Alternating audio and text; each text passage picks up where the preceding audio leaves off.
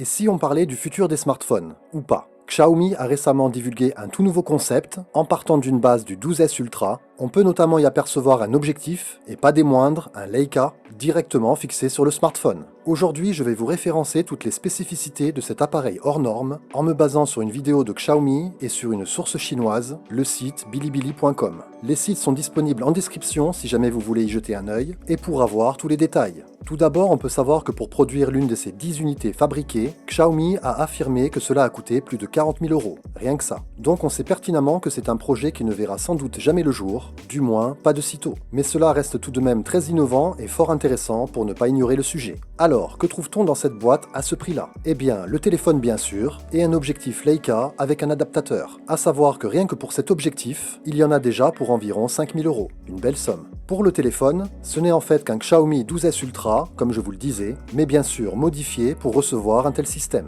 Ce dernier reprend toutes les caractéristiques de celui connu à ce jour, donc aucun changement de ce côté-là. Par contre, il est équipé cette fois de deux capteurs Sony IMX989, implantés pour la première fois sur le 12S Ultra et en exclusivité, du moins pour le moment. L'un peut être utilisé quotidiennement et sans contrainte, et comme tout smartphone actuel, mais la nouveauté sur ce concept est que si on le souhaite, on peut l'équiper de l'objectif Leica fourni en utilisant le second capteur identique de 1 pouce, placé au centre et dépourvu de lentilles. Certaines marques comme Sony avaient déjà essayé d'innover de la sorte, en présentant son objectif QX100 dans le passé, mais ce dernier n'utilisait pas le capteur du smartphone, mais bien celui de l'accessoire. Aujourd'hui, et après plusieurs années d'évolution, Xiaomi va plus loin, en donnant la possibilité à un téléphone de se confondre avec un véritable boîtier photo dans son utilisation. Caractéristiquement, on peut remarquer que le module photo de ce concept est entièrement recouvert d'une couche de verre en saphir pour une résistance optimale. Et on y trouve aussi un anneau de protection autour de ce même module recouvrant le système à baïonnette. Une fois cet anneau retiré, l'adaptateur, fabriqué spécifiquement en interne par Xiaomi, peut accueillir n'importe quel objectif Leica de la série M. On peut ainsi utiliser un véritable objectif photo directement sur le téléphone. On peut noter également que le logement pour y mettre cet objectif a été étudié pour être renforcé et sécurisé pour la contrainte de poids ajoutée. Pour information, l'objectif qui est livré dans la boîte est le Leica 35 mm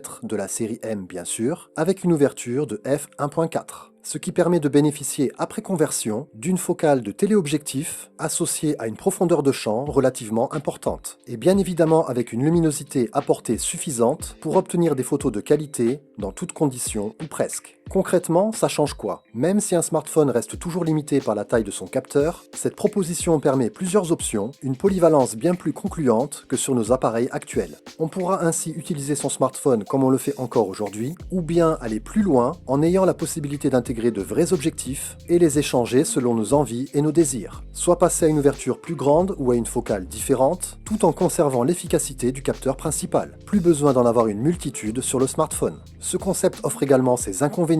Et oui, forcément, est-ce que l'on est prêt à s'encombrer d'une panoplie d'objectifs, à se trimballer dans un sac et à utiliser seulement sur son smartphone? Pas sûr, car oui, là où un tel appareil se veut pratique à utiliser et facilement transportable, je doute que cette solution soit la plus appropriée. Et encore faut-il que cela soit accessible au grand public ou même à une certaine niche de clients. Car pour le moment, à 40 000 €, ça reste de la folie. Mais c'est souvent les choses les plus folles qui prennent du sens à l'avenir. Et je ne serais pas surpris que dans un futur proche, ce concept devienne réel. Et vous, qu'en pensez-vous? Serait-ce ce futur destiné aux smartphones d'après vous? Croyez-vous que l'on pourrait voir dans les années à venir ce type d'appareil sur le marché? En tout cas, on peut le dire, cette innovation peut nous faire rêver et nous laisser imaginer une autre façon d'utiliser son smartphone prochainement. L'avenir nous dira. De toute façon, on en reparlera sûrement, je n'en doute pas. Sur ce, on se dit à bientôt et bien sûr, abonnez-vous. Allez, bye!